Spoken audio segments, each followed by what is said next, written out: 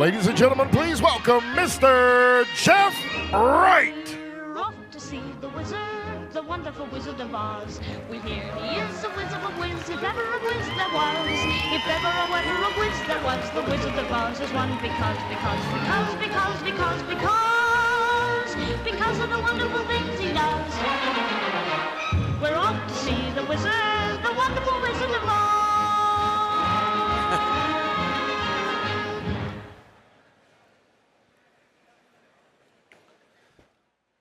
Oh, there we go. It's magic. It's magic. All right, guys, I only have 30 minutes, and this is way more information than 30 minutes. But I'm going to highlight it, and what I think I'll do, like I do with most of the talks I do at stage, if you get on my Zoom calls, I will repeat yesterday's talk, and I'll definitely go in more detail. An hour version of this would be a lot better. But this is my favorite talk because I love the Wizard of Oz. I love the Wizard of Oz. I grew up on the Wizard of Oz. You know, it came out in 1939, and it didn't win Best Picture, which is kind of disappointing. But it was up against some big heavyweights. So there was 3 great pictures that year. But the Wizard of Oz, for me, there's a lot of lessons that are obvious in it. You know, obviously, forgiveness and letting go, the role of teaching, the interconnectedness of our lives, the purpose of your life, the impact of suffering, understanding death and redemption and closure, the importance of just moments and being in the moment. There's so many things I could talk about. So I had to extract just a few things, and I have 6 lessons today. I think it's 6, could be 5, I don't know, and something like that. So we're going to jump into them really quick, and it's as much I'd like to spend time on each one of them. I'm just going to give you kind of the gist of the lessons, but these are my lessons that I've extracted from the Wizard of Oz. And we all know that Wicked is now playing at the theaters, or it's out there where you can watch it at home. It is wonderful. I love it. It's not the Wizard of Oz, but it keeps the Oz legend alive, and I appreciate that about Wicked. There's some phenomenal songs in Wicked. There's one in particular I'll talk about in a little bit that I think kind of speaks to our culture and who we are. So let's go to Oz together. Well, I don't have time to explain to you who that is. If you don't know who that is, I just can't help you today, this morning, about that. It's very disappointing to me. There's a generation out there that they go, I've never seen the Wizard of Oz, never seen the original. You can find it. It's easy to find. This is the main character. This is Dorothy. What did we learn from Dorothy? We learned the difference and understanding the difference between the word perspective and perception. Now, this is huge for you working with agents. Listen to me talk about the definition, and then I'm going to break down the recipe. Perception is what you interpret. It's the meaning that you assign something. But perspective is your point of view. It's the lens in which you look through the world. So here, before I show you do the recipe, listen to this real carefully, and then I'll apply it to the business. Our perspectives come from our perceptions, and our perceptions are created from our beliefs. And there's 2 types of places that beliefs come from. They either come from what you've learned in life, or they come from some type of traumatic emotional experience you may have had. So let's look at it this way. Beliefs is the root. Sitting right between beliefs is perception. and then what you see most of the time and what you talk to when you're counseling with an agent or coaching an agent, you're talking to their perspective. But really what you want to do is tear away that layer of perspective and figure out the perception. And from the perception, you can figure out their beliefs. Why do you want to go 3 levels deep? Why do you want to find something like, I love, is it Valtrex or something that I put on my body that when it hurts, it kind of goes deep and makes my bruises feel better? Why would you want to go find out somebody's beliefs? Why wouldn't you just want to talk to their perspectives? You're not going to change somebody trying to change their perspectives. You're not going to change somebody trying to change their perception. You're going to have to change them by getting to the root and finding out what they believe. And that's difficult. So here's my example as far as the alliance is concerned. There's a learned belief that some people have internalized their whole life that perfection means and equates to success. That's your belief. And if that is your belief, then the perception is a result that's less than perfect means you're a failure. And if you have that perception, then your perspective will look like this. You'll walk around saying, there's 2 kinds of people, winners and losers. And you'll put them in those kind of categories. And if you want people to get out of this perspective that there's just winners and losers, and when I'm losing, I can't be a winner, and you can be. It's not black and white.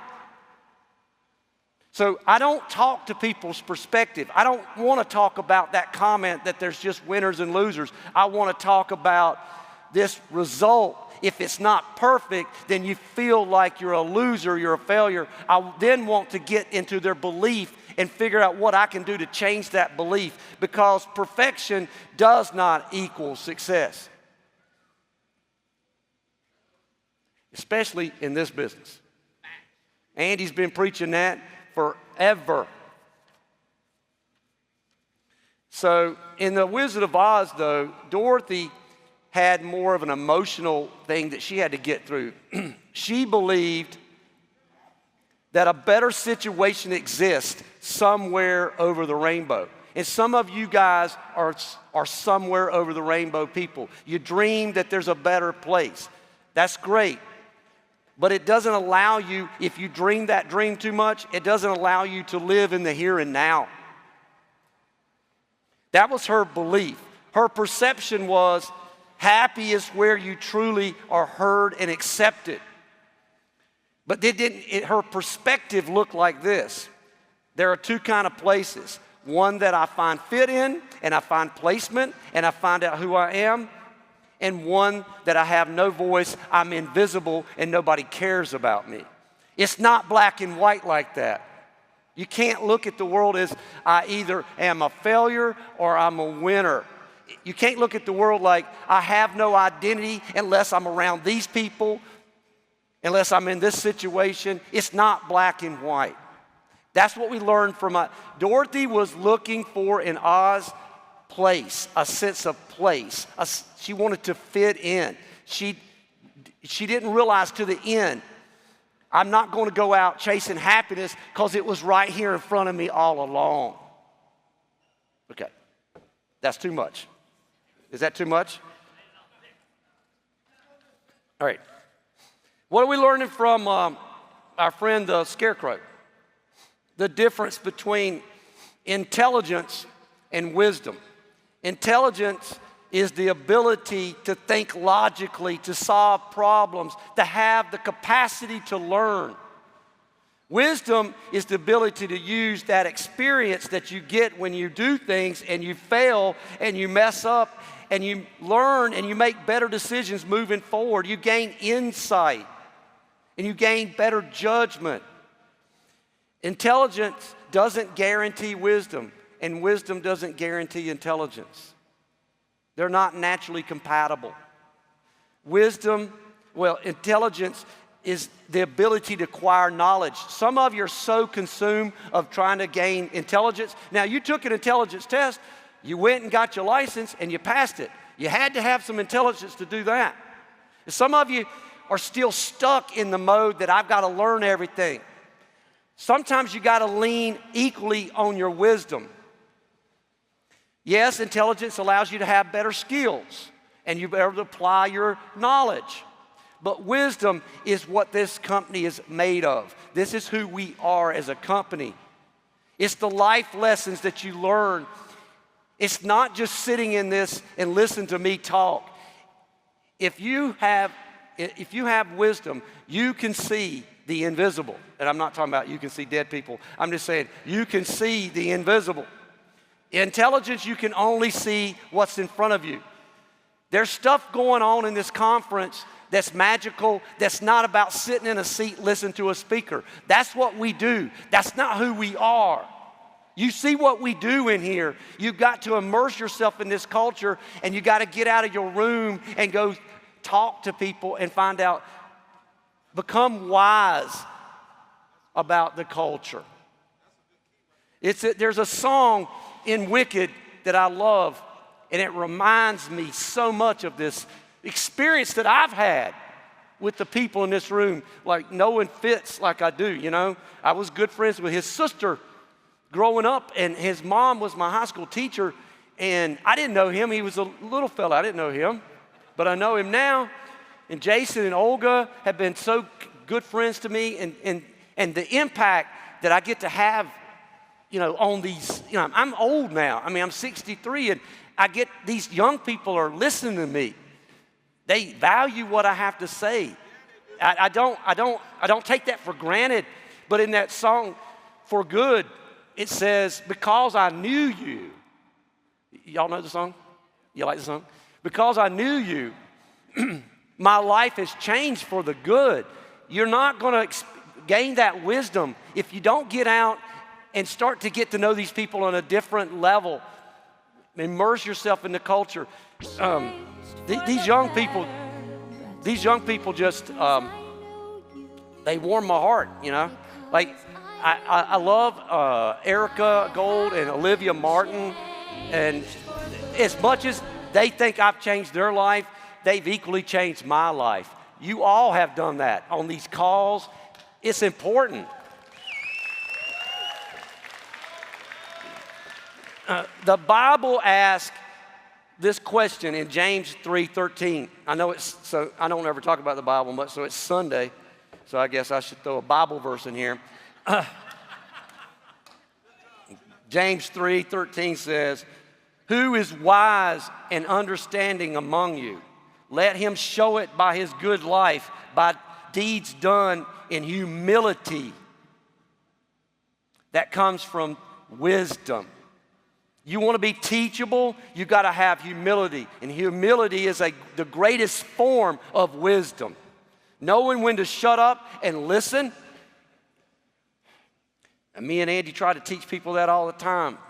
Reading the room, we take it for granted that it's easy, but it ain't easy, right? It goes on to say, you can admire this. To strive to increase your intelligence, you should admire people that try to learn. I admire them. Hell, I came from academia. I'm all about learning. I'm all about intelligence. But it's far more important to make progress in acquiring wisdom in your life than applying degrees. The Scarecrow was so consumed about getting a degree, and the wizard's like, hey man, I can give you this testimonial, but it's what you're just gonna hang it on the wall. You have wisdom because you have gone through something. To thoughtfully act in a way that is good and godly is wisdom. There's a big difference between intelligence and wisdom. There are many intelligent people out there who utterly have no wisdom at all. No wise men or women are all about just having a high SAT score. The Scarecrow said something to Dorothy when they first met. He said, I don't have a brain. And she said, how can you talk if you don't have a brain?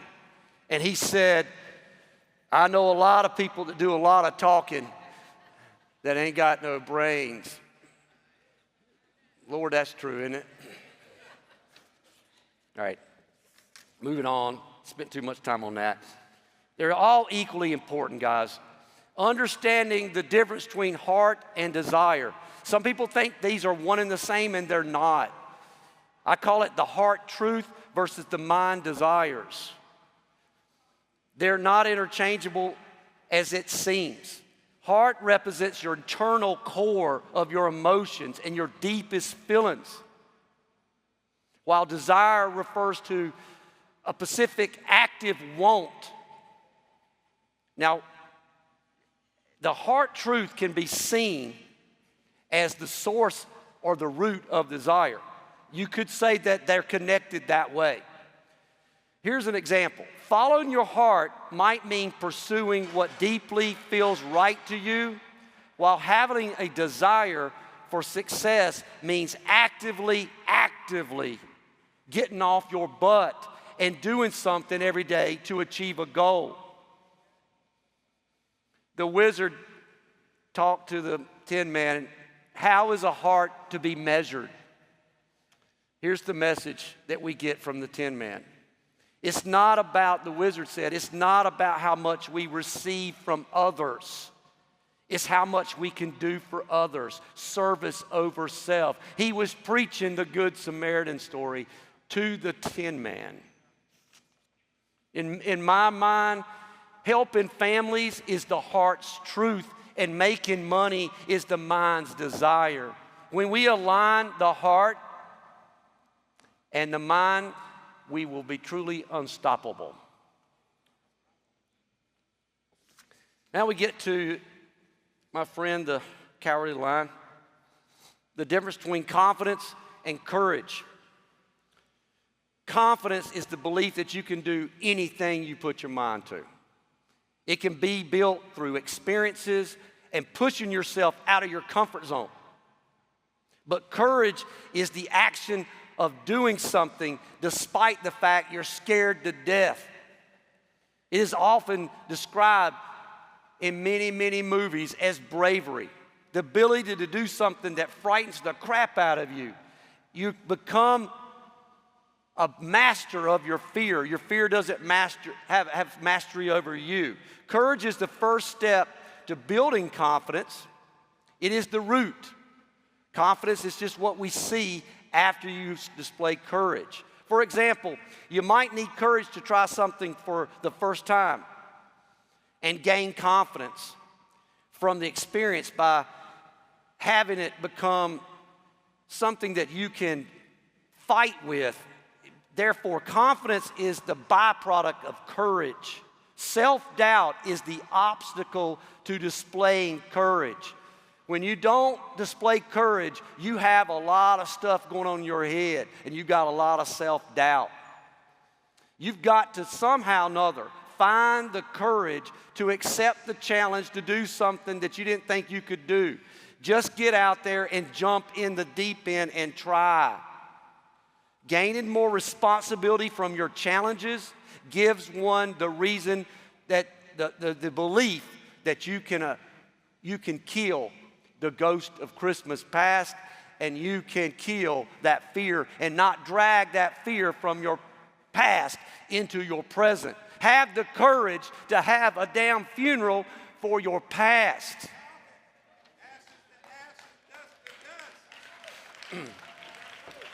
The lion was exhibiting a lot of confidence without courage. When you met the lion, what was he doing? He was beating his chest, and he was being a badass in front of them until somebody called him out on it. And then we found out all that was shallow confidence with no courage behind it.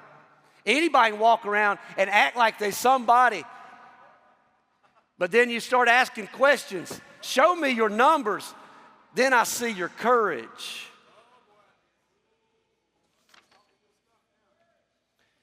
What did we learn from my friend the witch? The difference between learned helplessness and locus of control. Andy loves it when I throw terms that nobody knows what they are. he loves the fact that I'm so academic, don't you? Learned helplessness refers to a psychological state where the individual feels like they have no control over the situation, often resulting in just sitting down and not doing anything, just giving up, not getting in the game. Locus of control describes whether a person believes the primary source of their life is internal or controlled by internal or external forces. I challenge you today to also have a funeral for the outside forces that you are using to control your life. Quit worrying about what people think about you. Don't wait till you get my age till you figure this out. I was once in my 20s and 30s, and I worried what people thought. And it was an external force. It controlled my life, and it made me become helpless. I depended on other people to make me feel good about myself. Your internal voice is what you should listen to, and that is trying to tell you something, but you can't hear it because you keep hearing all that other crap from the outside. You've got to quiet those voices and listen to this person inside you. That's what we're talking about here. I love this scene here. I'll play it over and over and over again because Dorothy decided, I'm going to quit listening to the outside forces. I am good enough. I'm going to take control of my life. And this witch who is my obstacle, everybody's got a wicked witch in their life, and you've got to throw your water on that witch and extinguish that demon and get rid of it, or you're going to be a prisoner to it the rest of your life. And then you're going to wake up one day and you're going to be 63 and you're going to go, what the hell have I been doing?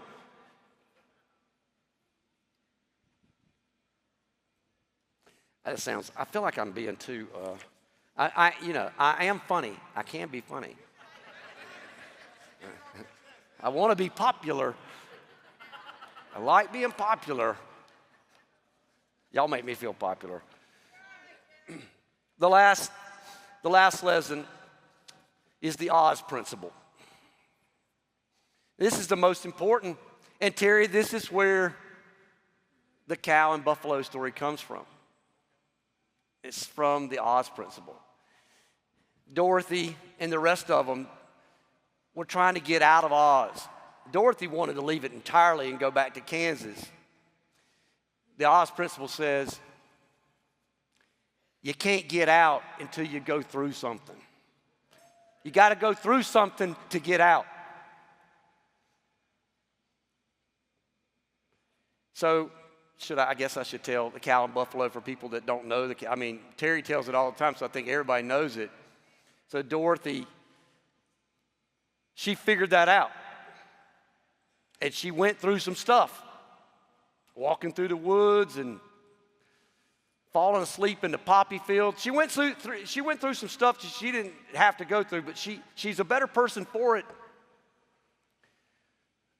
But the cow and the buffalo story is kind of a modern day version of the Oz principle, where the cow is kind of comfortable.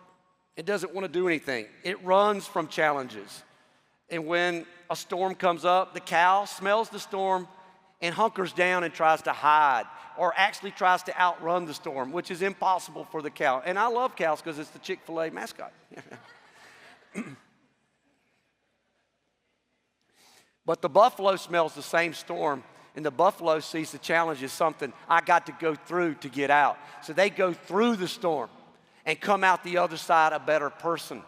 The cow's going to get caught. The cow's going to get tossed in the air. The cow's going to find that I'm going to be more damaged because I spent more time in this crap. Don't spend the next 40 years of your life being a cow and trying to outrun the stuff that's coming towards you. You might as well go to it and get through it faster. So I love the Wizard of Oz. I've got, God, I could talk 4 hours on the Wizard of Oz. But I hope you guys understand the last couple days. I've totally enjoyed seeing you guys. I feel like we have the right people in the room, and the culture is starting to look like it should. And I'm glad that y'all let me be a part of it.